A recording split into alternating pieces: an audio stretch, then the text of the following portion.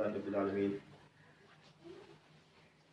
الصلاۃ والسلام علی سید الانبیاء والمرسلین اما بعد فاعوذ باللہ من الشیطان الرجیم بسم اللہ الرحمن الرحیم قال اللہ تبارک و تعالی فی القرآن المجید والفرقان الحمید ھذا فوج مقتحم معکم لا مرحبا بہم انہم لصالوا النار قالوا بل انتم لا مرحبا بکم انتم قدمتموہ لنا فبئس القرار قالوا ربنا من قدم لنا ھذا فزدہ عذابا ضعفا فی النار وقالوا ما لنا لا نرى رجالا كنا نعدهم من الأشرار اتخذناهم سخريا أم زاغت عنهم الأبصار إن ذلك لحق تخاصم أهل النار صدق الله العظيم وصدق نبي أمين كريم رؤوف الرحيم قال الله تبارك وتعالى في شان حبيب الكريم إن الله وملائكته يصلون على النبي يا أيها الذين آمنوا صلوا عليه وسلموا تسليما اللهم صل على سيدنا شفيعنا حبيبنا نبينا مولانا محمد وبارك وسلم صلوا عليه الصلاة والسلام عليك يا رسول الله صلى الله تعالى عليه وآله وصحابه وبارك وسلم. قرآن پاک کی 23ویں پارے کی سورہ صاد کی آیت نمبر 59 سے 64 تک میں نے تلاوت کی ہے. یہ 6 آیتیں ہیں سورہ صاد، یہ آیت نمبر 59 سے آیت نمبر 64 تک. اللہ تبارک تعالیٰ ان آیات میں یہ جہنم میں ان گمراہ کن لوگوں کا اور ان کے سربراہان یعنی ان کے لیڈروں کا جھگڑا جو ہوگا وہ بیان فرمایا ہے. جو دنیا میں یہ وہ لوگ ہوں گے جو جہنم میں جانے کے بعد آپس میں جھگڑیں گے، وہ اس لیے کہ وہ حضور صلی اللہ تعالیٰ علیہ وآلہ وسلم کے اصحاب پر، ان کے امتیوں پر، مومنوں پر طعن و تشریح کرتے رہیں گے اور اہل ایمان کا مذاق اڑایا کریں گے. کہ وہ لوگ ہوں گے خاص کر ان لوگوں کا، ان صحابہ کرام کا جو صحابہ ہر وقت حضور صلی اللہ تعالیٰ علیہ وآلہ وسلم کی بارگاہ میں حاضر رہا کرتے تھے اور آپ صلی اللہ تعالی وسلم سے فیض لیا کرتے تھے. ان کا یہ لوگ مذاق اڑایا کرتے تھے.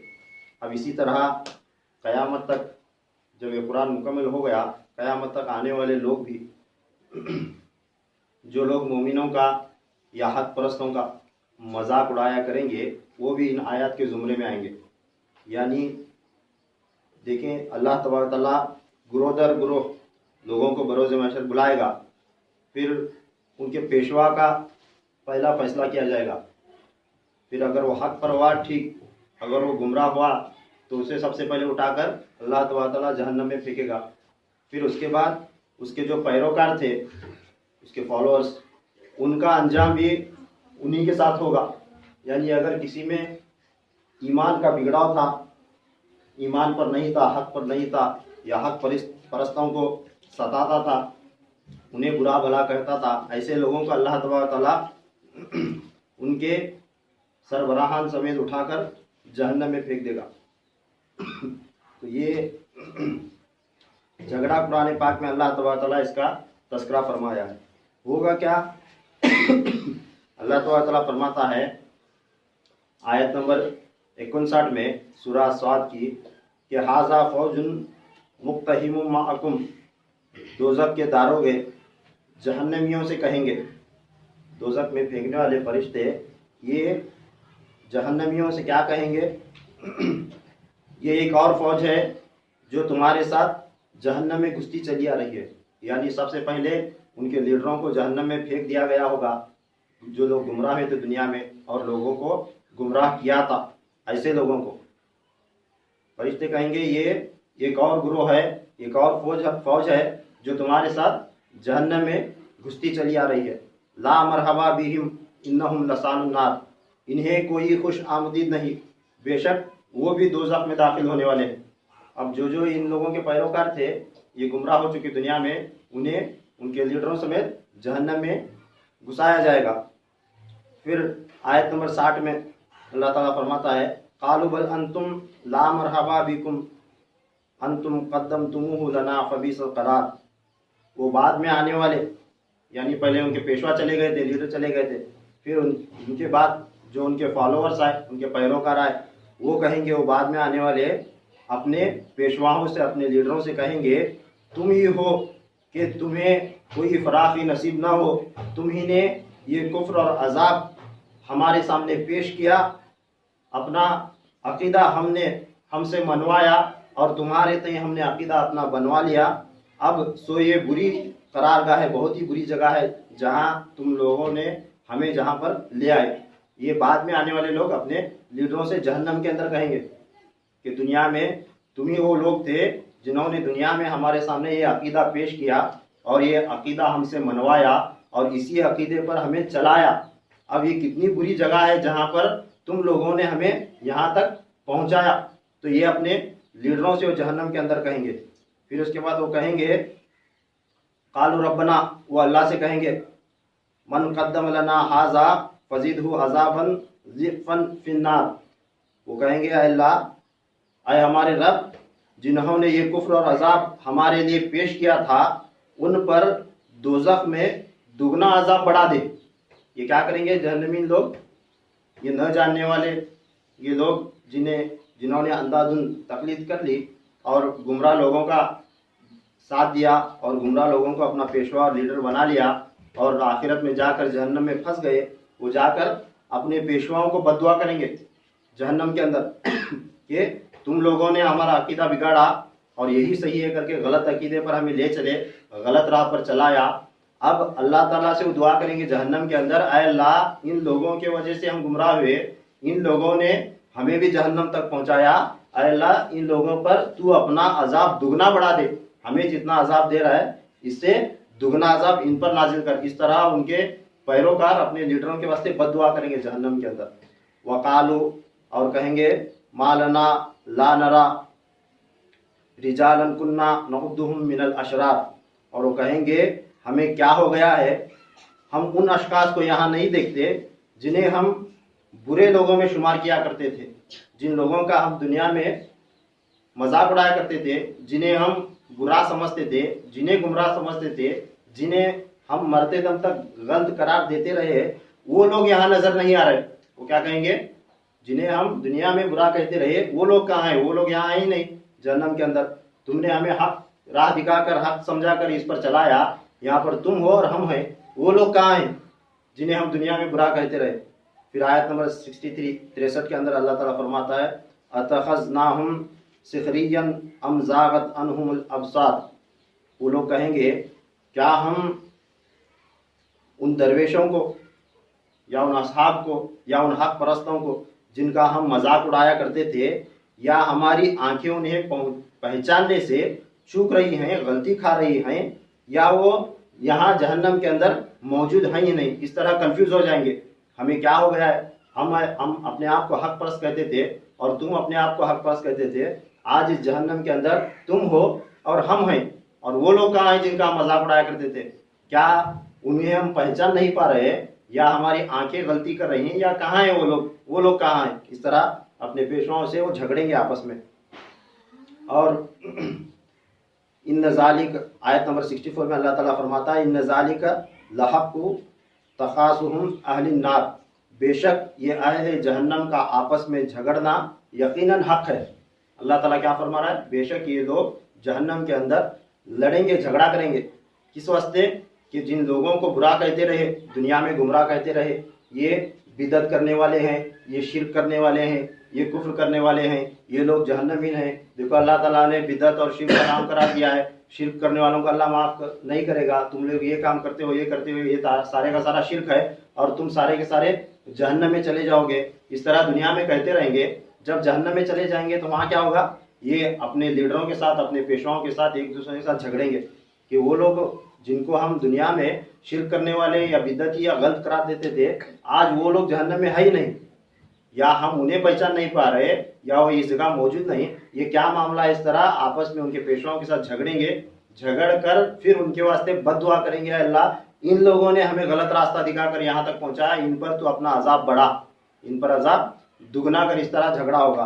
अब जबकि हमने पिछले जुमा में खिताब सुना था सहाबा इकराम के शान में, अब मामला इसी तरह है। दुनिया के अंदर लोग एक तो कुफ्र करने वाले या इस्लाम को न मानने वाले उस ज़माने में लोगों को सताते रहे। अब उसके बाद जो जो ज़माना आगे बढ़ता चला गया, ऐसे लोग आते गए कि सहाबा इकराम के ऊपर भी तानो तशी करने लगे, और ऐसे लोग आते गए जो अहले बैत अतहार पर भी तानो तशी करने लगे। अब लोग क्या करने लगे कि मोहब्बत अहले बैत में आकर सहाबा को बुरा भला कहना, और सहाबा की मोहब्बत में आकर अहले बैत को बुरा भला कहना, या उनकी शान छुपाना या घटाना या कम करना, या उनकी शान लोगों के सामने बयान करना ही नहीं, बताना ही नहीं, इसे छुपा कर रखना, इस तरह के मामला शुरू हुए। पिछले जुमा हमने तकरीर में सुना था कि अल्लाह तबारक तआला ने किस तरह सहाबा इकराम की शान कुरान पाक में बयान फरमाई है। अब उसी तरह इस मजमून को आगे बढ़ाते हैं। अब बारहा बातें उलमाए कराम से हम सुन चुके हैं कि अहले बैत की क्या शान है, और सहाबा इकराम में अबू बकर सिद्दीक रज़ी अल्लाह तआला अन्हु की क्या शान है, हज़रत उमर फारूक आज़म रज़ी अल्लाह तआला अन्हु की, हज़रत उस्मान गनी रज़ी अल्लाह तआला अन्हु की क्या शान है। ये सहाबा इकराम की शानें ज़ाहिरी हम सुनते आए हैं, मगर मैं शान बयान करूँगा ये आज थोड़ा सा जुदा गाना मजमून है, तो इसे गौर से सुने और समझने की कोशिश करें कि हज़रत उमर फारूक आज़म रज़ी अल्लाह तआला अन्हु के बारे में हमने सुना है कि अल्लाह तबारक तआला ने आपको कैसी शान इनायत अता फरमाई कि जिनके एक एक मशवरे पर कि आप आकर हुज़ूर सल्लल्लाहु अलैहि वसल्लम की बारगाह में बोलते थे कि या रसूल अल्लाह, ये इस्लाम के जो अरकान हैं, ये जो मामलात है, ये कानून है इस्लाम का, या रसूल अल्लाह ये यूँ होता तो कितना बेहतर होता। जब आप ये मशवरा देते थे आप सल्लल्लाहु तआला अलैहि वसल्लम को, तो आपके मशवरे पर कई कुरान की आयतें नाजिल हुई कई मरतबा आपके मशवरे पर कुरान पाक की आयतें नाजिल हुई, जैसा शराब का मामला आया, औरतों के पर्दों के हवाले से आया, इस तरह के कई मामला आप रज़ी अल्लाह तआला अन्हु के मशवरे पर कुरान पाक की आयतें नाजिल हुआ करती थी। फिर सबसे बढ़कर आप रज़ी अल्लाह तआला अन्हु के बारे में हुज़ूर सल्लल्लाहु तआला अलैहि वसल्लम ने ये भी फरमाया है कि मेरे बाद अगर कोई नबी होता तो वो उमर होता। हज़रत उमर रज़ी अल्लाह तआला के बारे में फरमाया।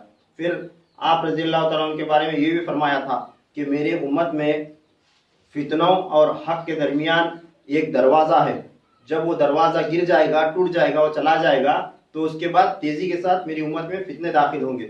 और फरमाया वो दरवाज़ा उमर है, वो दरवाज़ा उमर है, जब तक उमर मेरी उम्मत में मेरे बाद जिंदा रहेगा तब तक तेज़ी के साथ फितने उम्मत में दाखिल नहीं होंगे। जब वो चला जाएगा तो मेरी उम्मत में तेज़ी के साथ फितनों और अहले हक के दरमियान उमर एक दरवाज़ा है, ये फरमाए थे हज़रत उमर रज़ी अल्लाह तआला अन्हु के बारे में। फिर उसके बाद हज़रत उस्मान गनी रज़ी अल्लाह तआला अन्हु को ज़ुन्नूरैन का लक़ब मिला। आप सल्लल्लाहु अलैहि वसल्लम ने अपनी दो बेटियां आपके निकाह में दी हुई थी, हज़रत उस्मान ज़ुन्नूरैन इस वास्ते आपको कहा जाता है। फिर आपका दीन की खिदमत करना, आका अलैहिस्सलाम के बारे में अपने माल को कुर्बान करना और लोगों पर अपना माल लुटाना, इसार करना, इस तरह के मामला कई हज़रत उस्मान गनी रज़ी अल्लाह तआला अन्हु के हवाले से हम सुनते आए। अब देखें इस्लाम की ये शान है, अल्लाह तबारक तआला ने इस्लाम को ऐसा नवाजा है कि आप जिस भी नबी का तस्करा पढ़ें या सुने, या किसी भी सहाबी का तस्करा सुने, या किसी भी वली का तस्करा सुने, तो ऐसा लगता है जैसे कि इस्लाम में, मुसलमानों में या इंसानों में इस जैसा शख्स कोई है ही नहीं, इस तरह नज़र आता है। जब आदम अलैहिस्सलाम का तस्करा पढ़ेंगे तो आपको हैरानी होगी कि अल्लाह तबारक तआला ने क्या क्या मरातिब से नवाजा था। जब नूह अलैहिस्सलाम का तस्करा पढ़ेंगे तो आपको हैरानी होगी कि नूह अलैहिस्सलाम को अल्लाह ताला ने कैसा बंदा बनाया था। फिर इब्राहिम अलैहिस्सलाम को भी एक नुमाया शानों से नवाजा गया, फिर हज़रत इस्माइल अलैहिस्सलाम को, फिर हज़रत यूसुफ अलैहिस्सलाम को अलग, याकूब अलैहिस्सलाम को अलग, यहया अलैहिस्सलाम को अलग, फिर ईसा अलैहिस्सलाम को अलग। किसी को सफ़ीउल्लाह बनाया, किसी को खलीलुल्लाह बनाया, किसी को नजीउल्लाह बनाया, किसी को रूहुल्लाह बनाया, طرح طرح کے جو ہے نا کسی کو کلیم اللہ بنایا، کسی کو خلیفۃ اللہ بنایا. ایسے انبیاء کرام میں ایسے ایسے انبیاء بنائے اللہ تبارک تعالیٰ نے کہ شان پڑھے تو ایسا لگتا ہے کہ اللہ تبارک تعالیٰ نے کیسا نبی بنایا، کتنا اونچا مقام عنایت عطا فرمایا. پھر سب کا پڑھنے کے بعد حضور صلی اللہ تعالیٰ علیہ وآلہ وسلم کا تذکرہ ہم پڑھیں گے سنیں گے تو ایسا لگتا ہے کہ ایسا بندہ کوئی ہے ہی نہیں، اور یقیناً ہے ہی نہیں. اس طرح جو ہے نا آپ صلی اللہ علیہ وسلم کی شان بیان فرمائی، اور اتنی شانیں آپ صلی اللہ علیہ وسلم کی چھپائی بھی گئیں، پردے میں بھی رکھی گئیں، اشاروں کے اندر قرآن پاک میں بیان ہوئی. اب آپ صلی اللہ علیہ وسلم کے بعد ان کی امت میں اب مولا علی مشکل کشا کو دیکھیں تو ایسا لگتا ہے کہ مولا علی جیسا ولی کوئی ہے ہی نہیں دنیا میں، علی جیسا ولی کوئی ہے ہی نہیں. اس طرح آپ صلی اللہ علیہ وسلم نے مولا علی کو نوازا، اور اس کے بعد حضرت ابو بکر صدیق رضی اللہ تعالیٰ عنہ کو آقا نے نوازا. پھر اس کے بعد حضرت عمر، حضرت عثمان غنی رضی اللہ تعالیٰ عنہ علیہ مجمعین. پھر اس کے بعد دیگر اولیاء کرام، کوئی غوث پاک رضی اللہ تعالیٰ عنہ ہوئے، کوئی قطب الدین بختیار کاکی ہوئے، کوئی نظام الدین اولیاء ہوئے، محبوب الہی ہوئے، کوئی بندہ نواز گیسو دراز ہوئے، پھر کوئی خواجہ غریب نواز رحمۃ اللہ علیہ، کوئی بابا فرید ہوئے، کوئی داتا گنج بخش علی حجویری رحمۃ اللہ علیہ ہوئے. اس طرح اولیاء کرام کی ایک ایک ولی کی اگر شان آپ سنیں، تذکرہ سنیں تو ایسا لگتا ہے کہ امت میں اس جیسا ولی کوئی ہے ہی نہیں. اس طرح یہ اسلام کی خوبصورتی ہے. اللہ تبارک تعالیٰ نے اپنے اس شان کا حصہ انہیں عطا فرمایا جس کی شان لازوال ہے. اللہ تعالیٰ اپنے بندوں کو ایسی شانیں عنایت فرمایا، اور فرمایا تھا جو ہی آدم علیہ السلام کو بنایا تھا تبھی اللہ تعالیٰ نے فرمایا تھا کہ وَنَفَخْتُ فِيهِ مِن رُوحِي، اس کے اندر، اس آدم کے اندر میں اپنی روح پھونکوں گا. تو ہر آدم کے اندر اللہ تبارک تعالیٰ کی وہ اپنے فیضان کی وہ اپنے انوار و تجلیات کی روح جس آدم کے اندر آئی، تو ہر آدم کے اندر اللہ تبارک تعالیٰ کے اس نور کی تجلی کا عکس موجود ہے. تو ہر بندے کے شان میں جو ہے نا وہ شان جب ظاہر ہوتی تو اس میں اللہ تبارک تعالیٰ کے اس شان کی تجلی نظر آتی. اس واسطے اسے زوال نہیں. جس طرح اللہ تبارک تعالیٰ کی شان کو زوال نہیں، اس طرح بندوں کو جو اللہ تبارک تعالیٰ جب سے دنیا بنایا ہے اور اب تک جو فیوزات و برکات سے نوازتا آ رہا ہے اور قیامت تک نوازے گا، اسے زوال ہوگا ہی نہیں. یہ اللہ تبارک تعالیٰ کی شان ہے اور اللہ تبارک تعالیٰ کی خاص عنایت ہے. اور سب سے بڑھ کر حضور صلی اللہ تعالیٰ علیہ وآلہ وسلم کے امت کے اولیاء اللہ پر اللہ تبارک تعالیٰ کی یہ شان ہے، یہ احسان ہے اور یہ کرم ہے کہ جس طرح آپ صلی اللہ تعالیٰ علیہ وآلہ وسلم کے امت کو اللہ تبارک تعالیٰ نواز رہا ہے، اس طرح کسی بھی نبی کی امت کو نہیں نوازا اللہ تبارک تعالیٰ نے.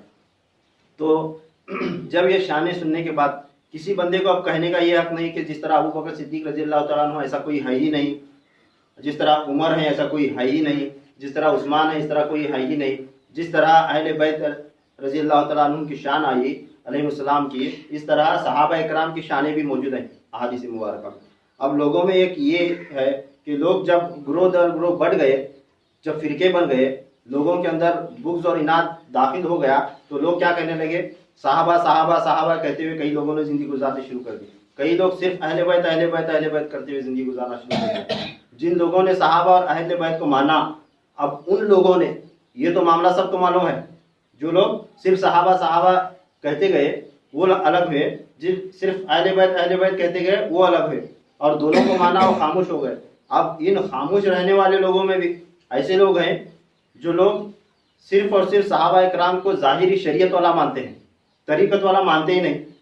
جس طرح مولا علی مشکل کشا کرم اللہ کریم خلفائے راشدین میں امام حسن اور امام حسین علیہ السلام اور دیگر اصحاب رسول اور چند اصحاب رسول کے علاوہ پھر اس کے بعد چند اہل بیت ہیں، انہیں خاص کر 12 امام ہیں، انہیں طریقت کے پیشوا اور رہنما مانا جاتا ہے. مگر ان کے ساتھ ساتھ صحابہ اکرام کی جب بات آتی، خاص کر خلفائے ثلاثہ کی جب بات آتی تو لوگ کیا کہتے ہیں، لوگوں کے ذہنوں میں کیا ہے کہ یہ تو شریعت والے تھے، ظاہری شریعت والے تھے، طریقت کی تعلیم حضرت مولا علی مشکل کشا کے علاوہ حضور صلی اللہ تعالیٰ علیہ وآلہ وسلم نے کسی کو دی ہی نہیں. یہ تصور ہے. تو اس تصور کو میں کلیئر کرنا چاہتا ہوں، اس پر گفتگو کرنا چاہتا ہوں کہ حضور صلی اللہ تعالیٰ علیہ وآلہ وسلم نے انہیں یہ مقام مرتبہ عطا کیا تھا یا نہیں کیا تھا، یا کس طرح عطا کیا تھا. تو اس پر روشنی ڈالوں گا کہ دیکھیں کوئی صحابہ کی شان کو بڑھاتے بڑھاتے وہ اہل بیت کی شان بھول گیا، تو کوئی صحابہ کو جس طرح سرکار دو جہاں صلی اللہ علیہ وسلم نے اہل بیت میں مولا علی کو طریقت کی تعلیم عنایت عطا فرمائی تھی، تو صحابہ اکرام والے الگ، اہل بیت والے الگ. یہ ہونے کی وجہ ایک یہ ہوئی کہ یہ نقطہ سمجھ میں نہیں آیا، یا یہ نقطہ کھل کر ظاہراً लोगों तक नहीं पहुंचा कि जिस तरह मौला अली मुश्किल कुशा को तरीक़त की तालीम इनायत की गई थी, इसी तरह हुजूर सल्लल्लाहु ताला अलैहि वसल्लम ने सहाबा कराम को भी तरीक़त की तालीम से नवाजा था, और बिलखुसूस सिर्फ और सिर्फ असहाब सुफ़ा को ही नहीं। असहाब सुफ़ा के बारे में तो माना जाता है कि हाँ भाई असहाब सुफ़ा थे, वो 7 थे या 70 थे या 300 के करीब थे, उनकी तादाद कम ज़्यादा होती रहती थी, मस्जिद छोटी बड़ी होती रहती थी। उन्हें आका अलैहिस्सलाम उन्हें तरीक़त की तालीम दिया करते थे, जिन्हें असहाब सुफ़ा कहा जाता है, जहाँ से सूफिया कराम बने। ये तरीक़त की तालीम इस तरह चली।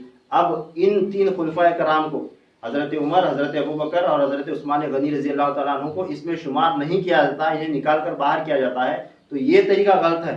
तो सुने आप, जिस तरह बाकायदा आप सल्लल्लाहु ताला अलैहि वसल्लम ने तरतीब का, उम्र का और उम्मत का ख्याल रखकर लोगों को नेमतें बांटी हैं, इस तरह बड़े एतदाल के साथ हुजूर सल्लल्लाहु अलैहि वसल्लम ने सहाबा कराम में खुलफाए राशिदीन को भी ये नेमतें बांटी हैं। क्या? खासकर इन खुलफाए सलासा को और खुलफाए 7 खुलफाए कराम को ये तालीम और तरबियत आप सल्लल्लाहु अलैहि वसल्लम ने बांटी है और इनायत की है, और इन फयूज़ात से, इन तालीमात से और इन नेमतों से नवाजा है, जिनसे सिलसिला तरीक़त, मारिफत और हकीकत की तालीम भी आप सल्लल्लाहु ताला अलैहि वसल्लम ने 7 खुलफाए कराम को खास कर नवाजा। 7 खुलफाए कराम को खास कर आप सल्लल्लाहु अलैहि वसल्लम ने नवाजा है तरीक़त की तालीम से। और इनके अलावा ये 7 खुलफा तो मर्दों में हुए, और इनके अलावा एक औरतों के वास्ते तालीम के वास्ते सैयदा पाक सलामुल्लाह अलैहा को भी तरीक़त की तालीम से नवाजा और इनायत अता फरमाई, और अपना एक चादर के तौर पर एक अपनी नेमत अता करके फिर वो नेमत इमाम हसन अलैहिस्सलाम तक पहुंचाई। फिर वो भी जो है ने सिलसिला राइज हुआ, और इमाम हसन अलैहिस्सलाम से मौला अली, फिर आप सल्लल्लाहु अलैहि वसल्लम तक वो सिलसिला चलता है, जिस पर हमारी तकरीर मौजूद है और यूट्यूब पर मौजूद है कि किस तरह सैयदा पाक को आप सल्लल्लाहु अलैहि वसल्लम ने नवाजा था। अब जो 7 खुलफाए कराम आप सल्लल्लाहु ताला अलैहि वसल्लम ने सबसे पहले बनाए, अब मौला अली मुश्किल कुशा करमल्लाहु वजहुल करीम ये अज़ल से ही हुजूर सल्लल्लाहु ताला अलैहि वसल्लम के जानशीन थे, खुलफा थे, मगर इन्हें ज़ाहिरी और बातिनी दोनों भी फयूज़ात थे। और मौला अली मुश्किल कुशा करमल्लाहु वजहुल करीम का और इन सहाबा का मुआजना करके यूँ नहीं समझना कि मौला अली मुश्किल कुशा बाद में हुए क्या, उनकी शान कम हुई क्या, फिर ये बड़े हुए क्या, इस तरह नहीं है। जिस तरह हुजूर सल्लल्लाहु ताला अलैहि वसल्लम को अल्लाह तबारक तआला ने नबी बनाया, कब बनाया? दुनिया में पैदा होने के बाद, उनकी 40 साल की उम्र गुजरने के बाद नबी बनाया, ऐसा नहीं है, ये तरीका नहीं है। हुजूर सल्लल्लाहु ताला अलैहि वसल्लम ने 40 साल दुनिया में बाकायदा तरतीब से इस दुनिया के निज़ाम के हिसाब से पैदा हुए। दुनिया में पैदा होने के बाद 40 साल आपने उम्र गुजारी। ये उम्र गुजारने के बाद 40 साल की उम्र में ऐलान नबूवत हुआ। क्या हुआ? नबूवत का ऐलान हुआ। हुजूर सल्लल्लाहु ताला अलैहि वसल्लम 40 साल की उम्र में नबी नहीं बने। नबी कब से थे? तो आप सल्लल्लाहु ताला अलैहि वसल्लम फरमाते हैं कि मैं उस वक्त भी नबी था जब आदम मट्टी और पानी के दरमियान थे, यह खमीर था। अभी आदम बन नहीं चुके थे, पूरा बन नहीं पाए थे। अभी आदम अलैहिस्सलाम का बनने का, उनको बनाने का प्रोसेस जारी हुआ था, ये कार्रवाई शुरू हो चुकी थी। उससे पहले भी मैं नबी था, ये आप सल्लल्लाहु ताला अलैहि वसल्लम बयान फरमा चुके हैं।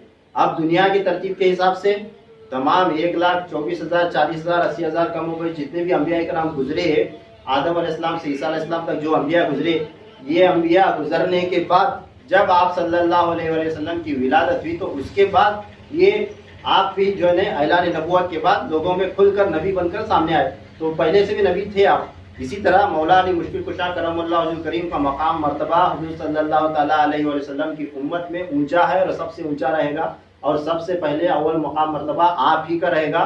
और ये 4 पीर 14 खानवादे जो राइज हुए, आप ही से राइज हुए। मगर ये तरतीब जो है ना, अल्लाह ताला ने नियामतें बांटी है। जिस तरह दुनिया का ज़ाहिरी व बातिनी निज़ाम है, इसी तरह ये चलता आया है। अब देखें हुजूर सल्लल्लाहु, पहले 7 सहाबा किराम के नाम और उनके सिलसिले आपको सुनाऊंगा, फिर उसकी वजाहत तरतीब के साथ मैं बयान करूंगा। कि देखें, हज़रत अबू बकर सिद्दीक़ रज़ी अल्लाह ताला अन्हु को हुजूर सल्लल्लाहु अलैहि वसल्लम ने खिलाफत इनायत अता फरमाई, और आपसे सिलसिला नक्शबंदिया राइज हुआ। कौन सा सिलसिला? नक्शबंदिया राइज हुआ। अब ये नक्शबंदिया सिलसिले का कोई भी सिजरा उठाकर देख लें, वह हज़रत सैयदना अबू बकर सिद्दीक़ रज़ी अल्लाह ताला तक पहुँचेगा। پھر اس کے بعد حضرت عمر فاروق اعظم رضی اللہ تعالیٰ عنہ کو سلسلہ اویسیہ کی خلافت نوازی. آپ صلی اللہ علیہ وسلم نے سلسلہ اویسیہ جو حضرت اویس کرنی رضی اللہ تعالیٰ عنہ کے نام سے مشہور و معروف ہوا مگر یہ رائج کس سے ہوا ہے؟ یہ حضرت عمر فاروق اعظم رضی اللہ تعالیٰ عنہ کے نام سے رائج ہوا ہے. ٹھیک اسی طرح آپ سنتے ہیں کہ حضور صلی اللہ تعالیٰ علیہ وآلہ وسلم نے حضرت سیدنا مولا علی مشکل کشا کرم اللہ وجہ الکریم اور حضرت عمر فاروق اعظم رضی اللہ تعالیٰ عنہ کو یہ خرقہ عنایت کر کے، ایک خرقہ ان کے سپرد کر کے کہاں بھیجا تھا؟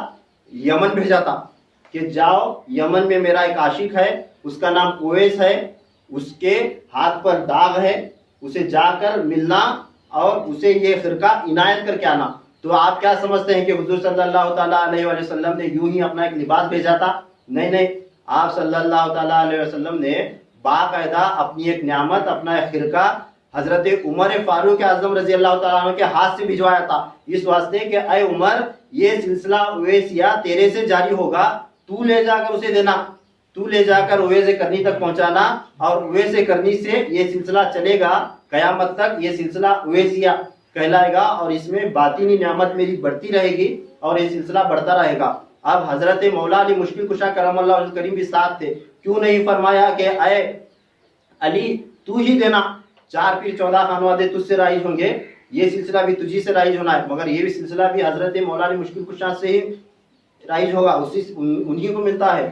4 پیر 14 خانوادے میں ہی ہے، مگر جو نظام ہے، جو نظام چلنا ہے باقاعدہ 7 خلفاؤں سے جو رائج ہونا تھا، یہ اس کی بنیاد حضور صلی اللہ تعالیٰ علیہ وسلم نے خود اپنے ہاتھوں سے رکھی اور فرمایا اے عمر یہ خرقہ لے اور علی کو ساتھ لے، کیونکہ جب خلافت دی جاتی ہے، خرقہ عنایت کیا جاتا ہے، جب ظاہری خلافت شروع ہو رہی ہے، اس کا آغاز ہو رہا ہے، تو اس کے لیے ضروری ہے کہ کوئی گواہ بھی موجود ہو،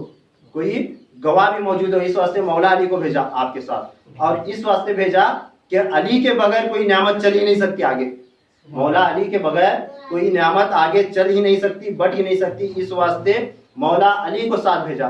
آپ صلی اللہ تعالیٰ علیہ وآلہ وسلم اگر چاہتے تو حضرت ابو بکر صدیق رضی اللہ تعالیٰ عنہ کو بھیج سکتے تھے، عثمان غنی کو بھی بھیج سکتے تھے، سلمان فارسی رضی اللہ تعالیٰ عنہ کو بھیج سکتے تھے، مگر حضرت عمر کا ہی تعین کیوں فرمایا؟ وہ اسی لیے کہ یہ سلسلہ آپ سے ہی رائج ہوا ہے. اب آپ پوچھ سکتے ہیں یا کسی کے ذہن میں سوال آ سکتا ہے تو پھر سلسلہ عمریہ کیوں نہیں ہوا؟ حضرت عمر رضی اللہ تعالیٰ عنہ کے نام سے ہی چلنا چاہیے تھا، وہ کیوں نہیں ہوا؟ تو یہ سوال خواجہ غریب نواز رحمۃ اللہ علیہ سے پوچھنا چاہیے کہ سلسلہ چشتیہ ہارونیہ کی نہیں ہوا؟ چشتیہ سلسلہ کے بزرگ جب بھی نام ہم لیتے ہیں سلسلہ چشتیہ، تو ہمارے ذہن میں پہلا سوال کس کا آتا ہے؟ پہلا نام کس کا آتا ہے؟ خواجہ غریب نواز معین الدین چشتی اجمیری رحمۃ اللہ علیہ کا سلسلہ چشتیہ ہے. مگر کیا سلسلہ چشتیہ اور یہ چشت کا لقب آپ سے پہلے بزرگوں کو نہیں ملا؟ حضرت خواجہ عثمان ہارونی رحمۃ اللہ علیہ سلسلہ چشتیہ میں سے ہیں، چشتیہ سلسلہ پہلے رائج ہو چکا تھا. حضرت محمد اسحاق شامی رحمۃ اللہ علیہ آپ کا نام ہے، ابو اسحاق شامی رحمۃ اللہ علیہ، یہ فاؤنڈر ہیں چشتیہ سلسلے کے، ان سے چشتیہ سلسلہ شروع ہے. پھر اس میں حضرت یوسف ہوئے، پھر مودود چشتی رحمۃ اللہ علیہ، پھر عثمان ہارونی رحمۃ اللہ علیہ، پھر اس کے بعد 4-5 سر گزرنے کے بعد خواجہ غریب نواز رحمۃ اللہ علیہ. تو آپ کے نام سے سلسلہ مشہور ہوا، سلسلہ چشتیہ. اب اس کا پورا کا پورا یہ کس کی طرف جاتا ہے؟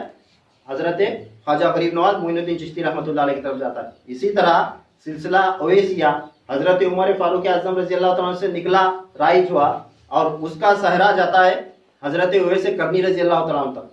آپ بھی سلسلہ اویسیہ کے بزرگ ہیں، پھر آپ کے نام سے شروع ہوا، وہ چیز ایک گاؤں سے شروع ہوا تھا، یہ آپ کے نام سے اویس کرنی رضی اللہ تعالیٰ کے نام سے شروع ہوا. تو خیر پھر اس کے بعد تیسرے نمبر پر حضرت عثمان غنی رضی اللہ تعالیٰ عنہ کو آپ صلی اللہ تعالیٰ علیہ وآلہ وسلم نے سلسلہ اجازت قرآن کی اجازت مرحم فرمائی. کون سی؟ اجازت قرآن. اب یہ اجازت قرآن کا سلسلہ کیا ہے، اس میں کیا ہے، یہ کیسے نعمت بٹی ہے، آپ آگے سنیں گے. پھر اس کے بعد چوتھے نمبر پر حضرت مولا علی مشکل کشا کرم اللہ وجہ الکریم کو جب آپ رضی اللہ تعالیٰ عنہ کو فیض دینے کا وقت آیا تو آپ رضی اللہ تعالیٰ عنہ کو آقا کریم صلی اللہ تعالیٰ علیہ وآلہ وسلم نے کل سلاسل کا فیضان عنایت عطا فرمایا. جو یہ 7 صحابہ اکرام کو دیے نا، نقشبندیہ، سلسلہ اویسیہ، پھر اس کے بعد اجازت قرآن ہے، پھر اس کے بعد شاذلیہ ہے، پھر ابدالیہ ہے، پھر اس کے بعد قلندیہ ہے، جباریہ ہے. اس طرح جتنی بھی نعمتیں، جو نعمت جن جن کو بانٹنا تھا، وہ تمام کی تمام نعمتیں، کل نعمتیں، کسی کو ایک دو عطا کرے صحابہ کرام میں، مگر مولا علی مشکل کشا کو تمام کی تمام کل نعمتوں سے نوازے. آپ صلی اللہ علیہ وسلم نواز کر 4 پیر 14 خانوادے آپ ہی سے جاری ہوئے. اب چاہے کسی بھی سلسلہ والا ہو، وہ جا کر ملنا حضرت مولا علی مشکل کشا کو ہے، پھر اس کے بعد جانا سرکار دو عالم صلی اللہ تعالیٰ علیہ وسلم کو. اس لیے فرمایا آقا علیہ السلام نے، میں علم کا شہر ہوں، علی اس کا دروازہ ہے. آقا علیہ السلام علم کا شہر ہے، علی اس کا دروازہ ہے. یعنی تمام کے تمام 4 پیر 14 خانوادہ کے جتنے بھی سلاسل ہیں، یہ ان سلسلوں کا دروازہ علی ہے. یہ سلسلے سب کے سب آئیں گے مولا علی تک، اور علی کو دروازہ بنا کر حضور صلی اللہ تعالیٰ علیہ وسلم تک داخل ہوں گے. ورنہ یہ دروازے کے بغیر کوئی بھی سلسلہ مولا علی سے، جو مولا علی کے بغیر جو سلسلہ آئے گا، وہ آپ صلی اللہ تعالیٰ علیہ وسلم تک پہنچے گا ہی نہیں. چاہے ابو بکر صدیق ہو، چاہے عثمان غنی ہو، چاہے حضرت عمر ہو، چاہے کوئی بھی سلسلہ ہو، چاہے غوث پاک کا ہو، قادریہ ہو، چشتیہ ہو، نقشبندیہ ہو، سہروردیہ ہو، رفاعیہ ہو، مداریہ ہو، کوئی بھی ہو، قلندریہ ہو، جباریہ ہو، کوئی بھی سلسلہ ہو، وہ داخل ہو سکتا ہی نہیں. اس واسطے آپ صلی اللہ تعالیٰ علیہ وسلم نے فرمایا، میں علم کا شہر ہوں، علی اس کا دروازہ ہے. آپ سنیں گے اب علم کیا ہے اور علماء کون ہے، اور جن کے حق میں آپ صلی اللہ علیہ وسلم نے فرمایا تھا کہ یہ علماء میرے امت میں بنی اسرائیل کے انبیاء کے مانند ہے. یہ علماء کون ہے؟ جب آپ یہ سنیں گے تو یہ بھی حدیث آپ کو سمجھ آ جائے گی کہ کس لیے آقا نے فرمایا تھا کہ میں علم کا شہر ہوں اور علی علم کا دروازہ، اور شہر کا دروازہ علی ہے. کیوں فرمایا تھا، اور آگے سمجھ میں آئے گا. پھر اس کے بعد مولا علی مشکل کشا کو 4 پیر 14 خانوادہ کے یہ جو ظاہری سلاسل ہیں، ان کی خلافت عطا کرنے کے بعد ایک سلسلہ ایسا ہے جس میں 2 خلفاؤں سے یہ سلسلہ رائج ہوا ہے. یہ باطنی ہے. جس طرح انتظام ظاہری ہے، اسی طرح انتظام باطنی کا ایک سلسلہ رائج ہوا. وہ کون سا ہے؟ یہ مولا علی مشکل کشا کرم اللہ وجہ الکریم کے ایک بیٹے تھے، حضرت محمد اکبر، جنہیں ہم محمد حنیف کے نام سے جانتے ہیں، جنہیں لوگ مولا علی مردان غیب بھی کہتے ہیں. کئی لوگ موٹی زبان میں مولا علی پھر ان کے حال کے مطابق واقعہ کربلا ہونے کے بعد جو واقعہ پیش آیا تھا، یہ غائب ہو گئے تو رجال الغیب میں ان کا شمار ہے. ان کے نام سے انہیں مولا علی مردان غیب بھی کہا جاتا ہے. تو یہ مولا علی مشکل کشا کرم اللہ وجہ الکریم کے یہ بیٹے تھے، محمد اکبر ان کا نام تھا، جنہیں محمد حنیف کے نام سے جانا جاتا ہے. ان سے ایک سلسلہ انتظام ظاہری اور باطنی کا ایک سلسلہ رائج ہوا ہے. تو یہ سلسلہ، اسے سلسلہ حنفیہ کہا جاتا ہے. یہ حنفیہ سلسلہ، اس کی خلافت بھی مولا علی مشکل کشا کو عطا ہوئی. یہ سوائے مولا علی کے کسی کو نہیں عنایت ہوئی. تو اس کا تذکرہ بھی آپ جب اہل بیت، جب صحابہ اکرام کی ہماری سیریز چل رہی ہے، صحابہ اکرام کی، اور یہ کیا 2 تقریریں ہونے کے بعد جب میں اہل بیت اطہار کی شان بیان کروں گا تو مولا علی کو جو عنایت فیوزات عطا کیے گئے، جب وہ موضوع پر میں آؤں گا تو میں بتاؤں گا کہ سلسلہ حنفیہ کیا ہے، یہ حنفیت کیا ہے. تو پھر اس کے بعد 5ویں خلیفہ آپ صلی اللہ علیہ وسلم کے انس بن مالک رضی اللہ تعالیٰ عنہ، جن سے سلسلہ شاذلیہ رائج ہوا. پھر اس کے بعد 6ٹھے خلیفہ حضرت عبدالعزیز مکی بن حارث رضی اللہ تعالیٰ عنہ، یہ ان سے سلسلہ قلندریہ و جباریہ رائج ہوا. پھر 7ویں خلیفہ آپ کے حضرت بلال حبشی رضی اللہ تعالیٰ عنہ، جن سے سلسلہ ابدالیہ رائج ہوا، ابدالوں کا سلسلہ رائج ہوا حضرت بلال ابدال رضی اللہ تعالیٰ عنہ سے. پھر اس کے بعد سیدہ کائنات کا میں نے بتا دیا، یہ الگ ہے. مگر یہ جو 7 خلفاء آپ صلی اللہ تعالیٰ علیہ وسلم نے جب بنائے، ان کو سرکار دو جہاں صلی اللہ تعالیٰ علیہ وسلم نے ان 7 صحابہ اکرام کے سلاسل کو، ان سلسلوں کو اپنے کیفیات باطنی و ظاہری سے نوازا. اپنے ظاہری اور باطنی کیفیات سے نواز کر اسے 18,000 عوالم کا نام قرار دیا. کیا اسے کہا گیا؟ نام آیا حیزدہ عالم، یعنی 18,000 عوالم کا نام ان سلاسل کو قرار دیا گیا. یعنی ان سلاسل کو، ان 7 صحابہ کو آپ صلی اللہ تعالی وسلم نے ایسے ایسے ظاہری و باطنی علوم عطا فرمائے، ایسے ایسے کیفیات سے نوازا کہ 18,000 کی بتائی جاتی ہے نا، کم و بیش 18,000 کی مخلوق اللہ تعالیٰ کی موجود ہے. 18,000 عوالم موجود ہیں اللہ تعالیٰ کے، 18,000 عوالم یہ موجود ہیں کم و بیش. یہ تمام کے تمام 18,000 عوالم میں جو چیزیں ہیں، جیسی کائنات ہے، جو مخلوق ہے، ان کا تمام علم ظاہری اور باطنی آپ صلی اللہ تعالیٰ علیہ وآلہ وسلم نے ان صحابہ کرام کو عنایت عطا فرمائے۔ پھر آپ صلی اللہ تعالیٰ علیہ وسلم نے جس طرح شریعت مطہرہ کے تمام احکام مسئلے مسائل بتائے، احادیث مبارکہ میں سب کے سب بتا دیے، جو ہم سیاستہ میں ظاہری شریعت کی جو احادیث مبارکہ ہیں، شریعت کے فقہ کے مسئلے مسائل ہیں، ان میں ہم احادیث سنتے ہیں۔ اسی طرح طریقت کی تعلیم بھی آپ صلی اللہ تعالیٰ علیہ وسلم نے اپنے خاص صحابہ کرام کو عنایت عطا فرمائی۔ اب جو صحابی نے یہ میدان کا ذوق رکھ کر، طریقت کا، تصوف کو جاننے کا، سیکھنے کا، سمجھنے کا شوق رکھ کر جو صحابی اس میدان میں داخل ہوا، اس تک یہ تعلیم پہنچی اور ان کے ذریعے یہ آگے بڑھتی رہی۔ اور صاف آپ صلی اللہ علیہ وسلم نے ان صحابہ کرام کو، 7 صحابہ کرام کو ان تعلیمات سے نواز کر نصیحت فرمائی تھی کہ جو بندہ اس میدان میں آئے گا، جو طریقت کی تعلیم حاصل کرنے کا شوقین ہوگا اور جو اس میں قدم رکھنے کو، اس طرح کی ریاضت مجاہدہ کرنے کو تیار رہے گا، اس تک یہ تعلیم پہنچانا، اس کو یہ تعلیم عطا کرنا، اس طرح آپ صلی اللہ علیہ وسلم نے نصیحت فرمائی تھی۔ اب ہوا کیا، ظاہری شریعت کے مسئلے مسائل ہے، فقہ کے مسئلے مسائل ہے، یہ تمام جو چیزیں ہمیں زندگی گزارنے کے لیے ضروری ہیں، وہ تعلیمات ہر ایک تک پہنچتی رہی احادیث کے ذریعے۔ اب یہ تعلیمات جو بندہ اس کا شوقین تھا، جس نے امید لے کر اس طرح کا مجاہدہ کرنے پر تیار ہو کر، اب کمر بستہ ہو کر جو اس میدان میں قدم رکھا، اسی تک یہ تعلیمات پہنچتی رہی۔ اب وہ تعلیمات جو حضور صلی اللہ علیہ وسلم نے ان 7 صحابہ کو عطا کیے تھے، وہ تعلیمات یا ایسے صحابہ کو جو اس فیلڈ میں اترا، ان صحابہ تک جو پہنچائے، اب وہ یہ بھی احادیث مبارکہ ہی ہیں۔ اب اسے باقاعدہ جس طرح علماء ظاہر نے حدیث لینے کے لیے سیاستہ میں جب احادیث روایت ہوئی تو صحیح حدیث، حسن حدیث، ضعیف حدیث یا موضوع حدیث، اس طرح کے جو قوانین بنائے اور حدیث لیے، اس طرح انہیں ضرورت نہیں پڑی کہ اس طرح کا قانون بنائے، یہ انہی کو وہ حدیث سناتے تھے، آقا علیہ السلام کا وہ قول انہی کو سناتے تھے، جو بندہ جو صحابی اس میدان میں اترنے کے لیے تیار ہوا۔ تو ان احادیث کو احادیث طریقت کہا جاتا ہے۔ کیا کہا جاتا ہے؟ ان احادیث کو احادیث طریقت کہا جاتا ہے۔ وہ حدیث ظاہری شریعت کے ہیں، جس سے ہمیں مسئلے مسائل فقہ کے زندگی گزارنے احکام ملتے ہیں، ہمارا کھانا پینا، اٹھنا بیٹھنا، چلنا پھرنا، شادی بیاہ کے، نکاح کے، اور یہ ہمارے روزمرہ کے معمولات کے، زندگی کے جینے کے طریقے اور حقوق ادا کرنے کے طریقے جو آئے ہیں، یہ جو ہیں فقہ کے ظاہری شریعت کے حدیث ہیں۔ اسی طرح یہ جو حدیث ہیں، اب یہ بھی حدیث اتنا ہی، حضور صلی اللہ تعالیٰ علیہ وسلم اپنے 7 صحابہ اکرام کو ایک کے بعد دیگر تعلیم فرمائے۔ آقا علیہ السلام کا ہر قول حدیث ہے، ہر قول حدیث مبارک ہے۔ اب یہ حدیث صحابہ اکرام کے ذریعے جب آگے بڑھی تو یہ بھی احادیث ہی ہیں، مگر انہیں احادیث طریقت کہا جاتا ہے۔ اب ان احادیث طریقت کے حوالے سے سن لیں کہ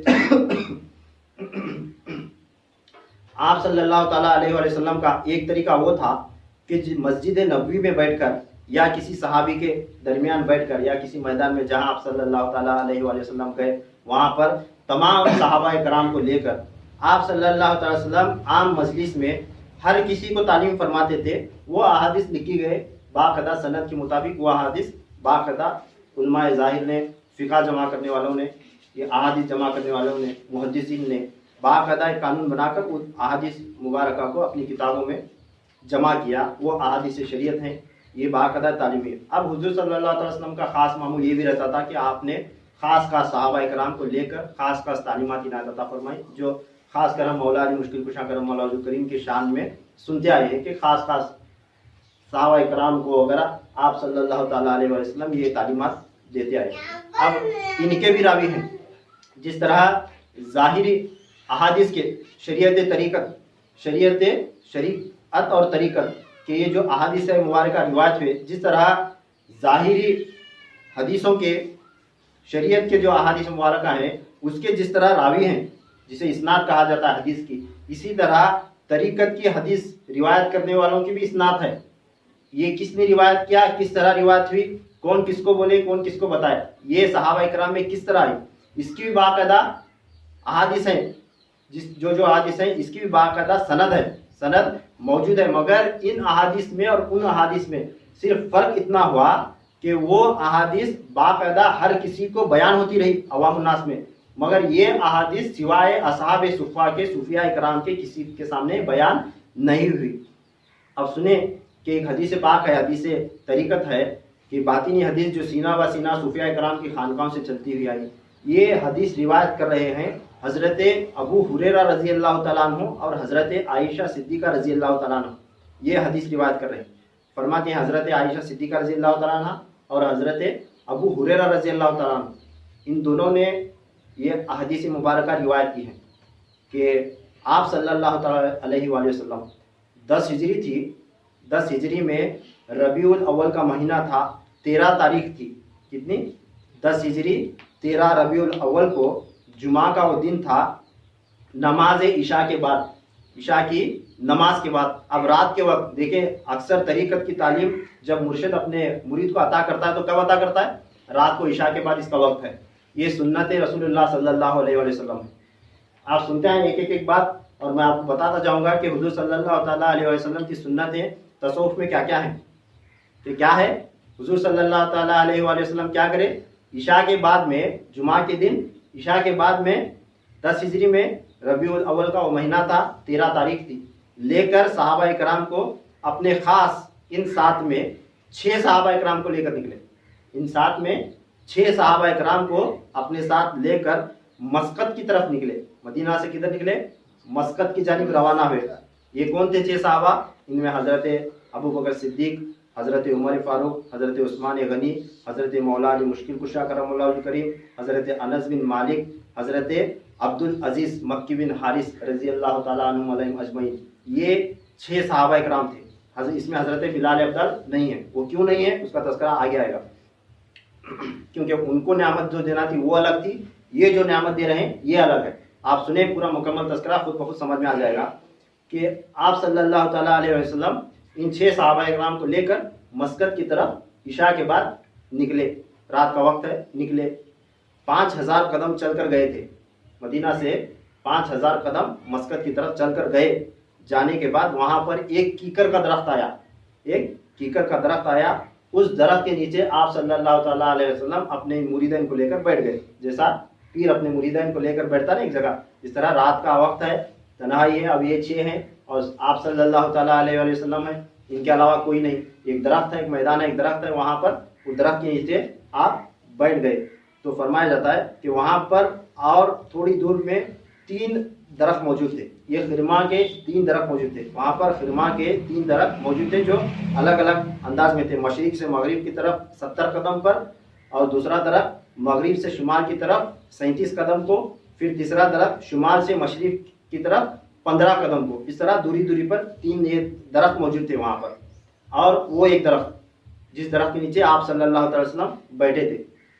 अब वहाँ बैठने के बाद आप सल्लल्लाहु तआला अलैहि वसल्लम हज़रत अबू बकर सिद्दीक़ रज़ी अल्लाह तआला अन्हु को पहले आगे बुलाते हैं। किसे? देखें, तरतीब का ख्याल देखें।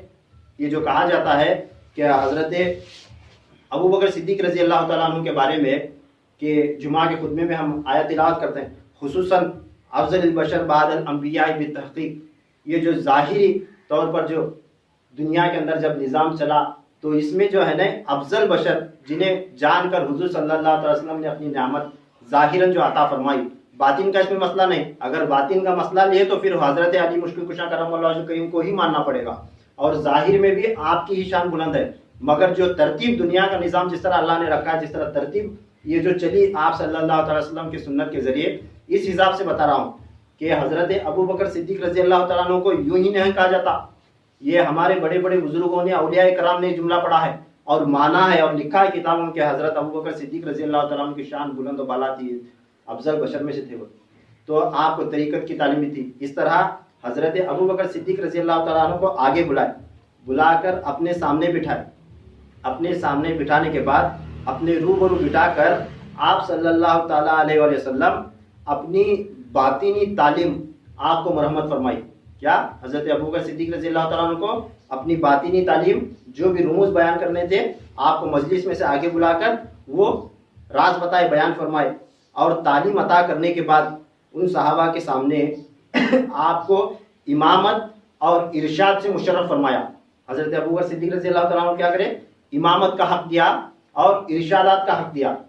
तो अब ہم حدیث سنے ہیں کہ علماء بیان کرتے ہیں کہ حضور صلی اللہ تعالیٰ علیہ وسلم ایک مرتبہ کہیں باہر گئے تھے کسی قبیلے میں فیصلہ کرنے کے لیے، تو عشاء کی نماز حضرت ابو بکر صدیق رضی اللہ تعالیٰ عنہ پڑھانے کے لیے مصلی پر کھڑے ہو گئے، تو آپ صلی اللہ علیہ وسلم نے اجازت دی تھی نا امامت کی، تو اگر میری غیر حاضری میں ابو بکر تو مصلی پر کھڑا ہو کر ہوا کر اس طرح اجازت دیے تھے۔ پھر اس کے بعد جب آپ صلی اللہ تعالیٰ علیہ وسلم اپنے آخری پردہ فرمانے سے پہلے آخری زمانے میں حضرت ابو بکر صدیق رضی اللہ تعالیٰ عنہ کو مصلی پر کھڑا کیے اور اپنے گھر کا پردہ، کمرے کا پردہ ہٹا کر دیکھے تو صحابہ کرام نماز ادا کر رہے تھے، حضرت ابو بکر صدیق رضی اللہ تعالیٰ عنہ امامت کر رہے تھے۔ یہ واقعہ بھی ہم سن چکے ہیں۔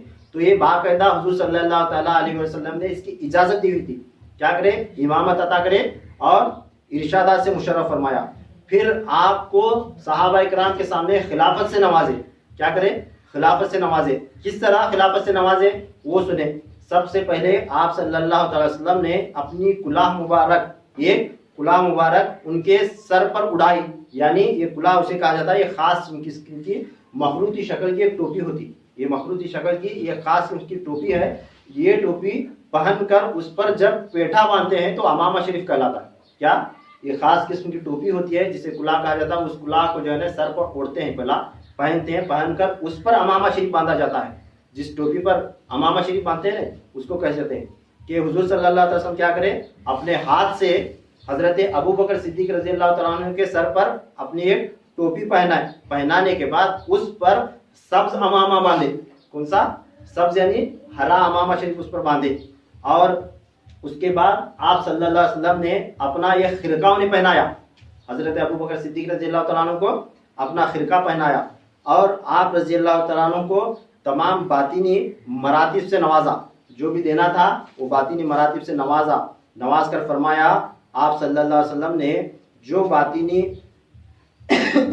نعمتیں تھی، جو عطا کرنا تھا وہ عطا کر کے آپ رضی اللہ تعالیٰ عنہ کو ابو بکر صدیق کے نام سے انہیں سرفراز فرمایا، ایک خطاب بھی عطا فرمایا، یعنی ایک لقب عنایت عطا فرمائے۔ اب دیکھیں اس میں آج جو صوفیاء کرام کرتے ہیں جتنے بھی کام خلافت کے دوران، اسے اکثر لوگ ایک رسومات کہتے ہیں، یہ ایک رسم ہے، یہ ایک رسم ہے، اس طرح کہا جاتا ہے، مگر یہ ایک رسم نہیں، یہ باقاعدہ حضور صلی اللہ تعالی وسلم کی سنتیں ہیں، آپ کا طور طریقہ ہے۔ دیکھیں خلافت میں مرشد جب اپنے خلیفہ کو خلافت عطا کرتا ہے تو اس کے سر پر ٹوپی بھی پہناتا ہے، اپنے ہاتھ سے امامہ بھی باندھتا ہے، یہ خرقہ بھی عنایت عطا فرماتا ہے، اور اسے ایک نام دے کر، طریقت کے خلافت کے حوالے سے ایک نام دے کر ایک لقب سے نوازا جاتا ہے۔ اس کی یہ تمام چیزوں کی بنیاد خود حضور صلی اللہ تعالیٰ علیہ وسلم نے صحابہ میں رکھی، یہ کوئی بدعت یا شرک یا ناجائز یا معمولی چھوٹی موٹی رسم نہیں ہے۔ پھر اس کے بعد لقب عطا کرے، یہ عطا کرنے کے بعد اب ظاہری صحابہ کرام کے سامنے اب یہ خلافت ہوئی، یہ خلافت عطا ہوئی۔ جس طرح آج مجلس میں 4 لوگوں کو جمع کر خلافت عطا کرتے ہیں، اس طرح باقاعدہ حضور صلی اللہ علیہ وسلم ان 5 صحابہ کرام کے سامنے ابو بکر صدیق رضی اللہ تعالیٰ عنہ کو خلافت عطا کرے۔ خلافت عطا کرنے کے بعد اب آپ کو تنہا لے کر ان درختوں کے قریب چلے گئے، وہ جو درخت تھے تھوڑی تھوڑی دور پر ان کے قریب چلے گئے، قریب جا کر آپ کو تنہا لے کر گئے، تنہا لے جا کر پھر آپ کو تعلیمات باطنی اور ظاہری ان تعلیمات سے خصوصاً ہدایات، ارشادات اور تعلیمات سے نوازنے کے بعد اب تنہا لے کر کیوں گئے تھے؟ اب یہ پیر و مرشدین کی یہ بھی جو ہے سنت ہے، جب وہ اس کا خلیفہ بن جاتا ہے، جب تک خلافت نہیں ہوئی تھی سب لوگ اکٹھے تھے، ایک مجلس میں تھے، اب ہر مرید کو تعلیم دے دیتا ہے پیر، اب جب اسے خلافت عطا کی جاتی تو خلافت کے بعد ضروری ہے کہ اسے خلوت میں لے جایا جائے، خلوت میں لے جا کر تنہا اسے وہ کچھ دیا جائے جو عام مریدوں میں بتانے کی اجازت نہیں ہے، عام مریدوں میں بتانے کی، ہر مرید کو بتانے کی اجازت نہیں، وہ تعلیمات خلیفہ کو پیر کیا کرتا ہے؟ خلوت میں لے جا کر عنایت عطا فرماتا ہے۔ اب سرکار دو جہاں صلی اللہ تعالیٰ علیہ وآلہ وسلم کیا کرے؟ حضرت مولا علی مشکل کشا ہیں، بڑے بڑے ہستیاں ہیں، اب ایک ہی ہستی کا نام سن لو تو تمام کے سامنے یہ نہیں بولنا جو فیض نعمت خاص چھپا کر اسے دینا ہے اسے دینا، اس واسطے خلوت میں لے گئے، ان درختوں کے قریب لے گئے، رات کا اندھیرا ہے، لے جا کر جو بھی باقی جو صحابہ کرام کے سامنے عنایت کرے تھے وہ الگ، پھر اس کے علاوہ جو باطنی نعمتیں عطا کرنا تھا وہ عطا کرے۔ عطا کرنے کے بعد آپ رضی اللہ تعالیٰ عنہ کو حضور صلی اللہ تعالیٰ علیہ وسلم نے اس میں ذات کی اجازت دی، کس کی؟ سبحان اللہ، کس کی اجازت دی؟ اسم ذات کی. جو اسم ذات موجود ہے اللہ تبارک تعالیٰ کا جو خاص اسم ذات ہے جو صوفیاء کے نزدیک اسم اعظم کا درجہ رکھتا ہے، وہ اسم ذات کیا ہے اس کی اجازت خود حضور صلی اللہ تعالیٰ علیہ وآلہ وسلم نے ابو بکر صدیق رضی اللہ تعالیٰ عنہ کو اس کی اجازت مرحمت فرمائی. یہ اجازت مرحمت فرمانے کے بعد پھر حضرت ابو بکر صدیق رضی اللہ تعالیٰ عنہ اس طرح حضور صلی اللہ علیہ وسلم کے خاص خلیفہ کہلائے. اب دیکھیں اس کے اندر اب وقت چونکہ ختم ہو رہا ہے کہ میں تقریر کو یہاں تک روکوں گا، پھر اس کے بعد آگے آنے والے تقریر میں جو ہے نا آگے اگلے صحابہ کرام کا تذکرہ ہم سنیں گے، کیونکہ ورنہ وقت کافی ہو جائے گا، ابھی بہت تقریر باقی ہے. اب ایک صحابی کو اسی طرح باقی اور جو ہے نا 5 صحابہ جو بچے ہیں ان کا تذکرہ کیا ہے، انہیں کس طرح نعمت عطا ہوئی، کس طرح کون سی چیز. اب جس طرح ظاہری اور باطنی تعلیمات سے نواز کر حضرت ابو بکر صدیق رضی اللہ تعالیٰ عنہ کو آپ صلی اللہ تعالیٰ علیہ وسلم نے اسم ذات کی اجازت عطا فرمائی، تو یہ اسم ذات کی اجازت سلسلہ نقش بندیہ میں آج بھی رائج ہے، آج بھی جاری ہے. یہ شروع کہاں سے ہوئی؟ حضرت ابو بکر صدیق رضی اللہ تعالیٰ عنہ سے شروع ہوئی یہ اسم ذات. یہ صوفیاء اکرام کو معلوم ہے، تو یہ آپ کے سلسلے کے واسطے نوازش ہوئی. اسی طرح حضرت عمر رضی اللہ تعالیٰ عنہ کو کیا خاص نوازش ہوئی، حضرت عثمان غنی کو کیا خاص نوازش ہوئی. ہر سب کو خلیفہ بنایا نا، تو سب کو باقاعدہ اسی طرح خلیفہ بنا کر سب کو الگ الگ تنہا لے جا کر باقاعدہ باری باری ایک ایک کو لے جا کر کیا عنایت عطا کرے، اور مولا علی کو کیا عنایت عطا کرے. انشاءاللہ ہم آنے والے تقریب میں سنیں گے. یہ موضوع، یہ سیریز ہماری چلتی رہے گی. اللہ تبارک تعالیٰ سے دعا ہے جو بھی ہم نے سنا ہے ہمیں اس پر یقین رکھنے کی توفیق نصیب عطا فرمائے، اور خاص کر یہ جو سلاسل نکلے ہیں صحابہ کرام کے 7 سلاسل جو یہاں سے شروع ہوئے نعمتیں بٹی، اور یہ 4 پیر 14 خانوادہ کے سلاسل رائج ہوئے. اللہ تبارک تعالیٰ سے دعا ہے جس طرح یہ علم ہم تک پہنچا، یہ تذکرہ ہمیں سنا رہا ہے، اسی طرح ہمیں ماننے کی بھی توفیق عنایت عطا کرے، اور ان سلسلے والوں کا فیض بھی اللہ تبارک تعالیٰ ہمیں عنایت عطا فرمائے. ہمارے کہنے میں، بیان کرنے میں میرے سے کچھ بھی غلطی خامی نہیں ہوئی ہو تو اللہ تبارک تعالیٰ سے دعا ہے کہ اپنے فضل و کرم سے معاف فرمائے. وآخر دعوانا الحمد للہ رب العالمین وما علینا الا البلاغ.